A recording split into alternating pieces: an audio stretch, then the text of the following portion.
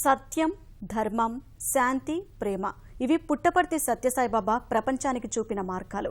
ఆధ్యాత్మిక బోధనలతో పాటు ఎన్నో సేవా కార్యక్రమాలు చేపట్టిన బాబా శివైక్యం చెంది 5 ఏళ్లైంది. కానీ ఆ మహనీయుని సేవ మార్గం మాత్రం ఎల్లలు దాటుతూనే ఉంది. గుక్కెడు నీరు లేని గ్రామాలకు స్వచ్ఛమైన తాగునీరు, కడుపేదలకు కార్పొరేట్ వైద్యం, సామాన్యులకు విలువలతో కూడిన విద్య వంటి ఎన్నో కార్యక్రమాలు సత్యసాయి ట్రస్టు ఇప్పటికీ చేస్తూనే ఉంది. తాజాగా పుట్టపర్తిలో నిత్యాన్నదానం ప్రారంభమైంది. రోజు 4,000 మందికి రుచికరమైన మధ్యాహ్న భోజనం అందిస్తూ సేవకు ప్రతిరూపంగా నిలుస్తున్న సత్యసాయి ట్రస్టుపై ప్రత్యేక కథనం.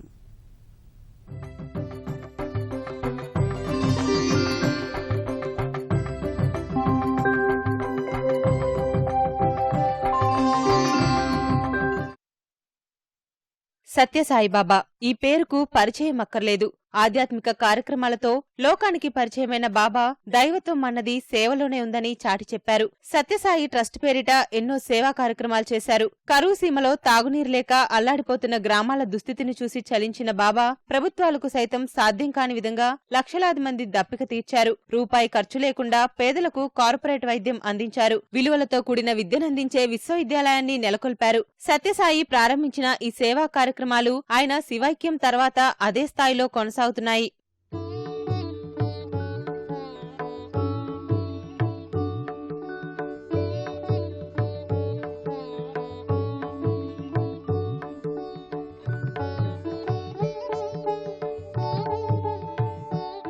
నిరుపేదల ఆకలి తీర్చేందుకు సత్యసాయి 1970లో నారాయణ సేవా కార్యక్రమానికి శ్రీకారం చుట్టారు. అప్పటి నుంచి అన్నం పరబ్రహ్మ అన్న బాబా సూక్తిని 15,832 సేవా సంస్థలు ఆచరిస్తూ నిరుపేదల ఆకలి తీరుస్తున్నాయి. ప్రపంచంలోని చాలా దేశాల్లో బాబా పేరిట సేవా కార్యక్రమాలు కొనసాగుతున్నాయి. బాబా నిర్యాణం తర్వాత ఈ సేవా కార్యక్రమాలు ఎలా ఉంటున్నాయోనన్న అనుమానాలను ట్రస్ట్ సభ్యులు తమ చేతలతోనే నివృత్తి చేస్తూ వస్తున్నారు. ఎప్పటిలానే అంతే క్రమశిక్షణతో, అంతే నిరాడంబరతతో కొనసాగిస్తూ ఏటికేడు విస్తృతం చేస్తున్నారు.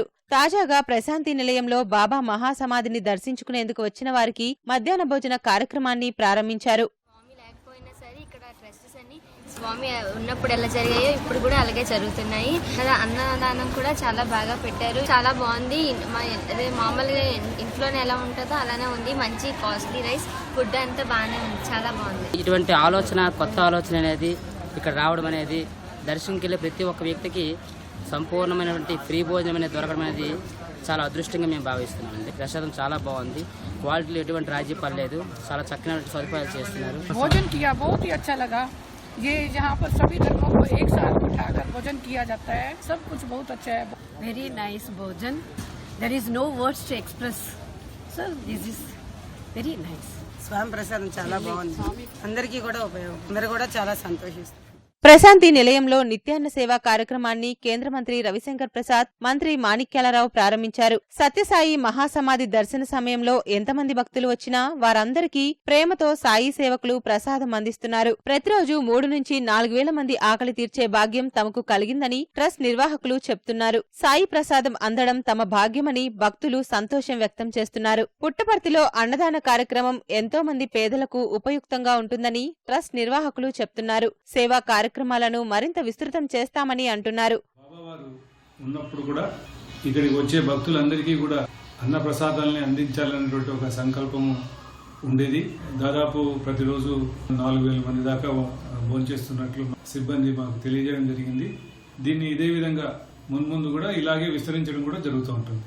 సేవా కార్యక్రమాల కోసం ప్రపంచవ్యాప్తంగా ఎంతో బలోపేతమైన సాయి దళాన్ని తయారు చేసిన బాబా దైవజనుడిగానే ప్రజల మనస్సుల్లో నిలిచి ఉంటారని ట్రస్ట్ నిర్వాహకులు చెప్తున్నారు.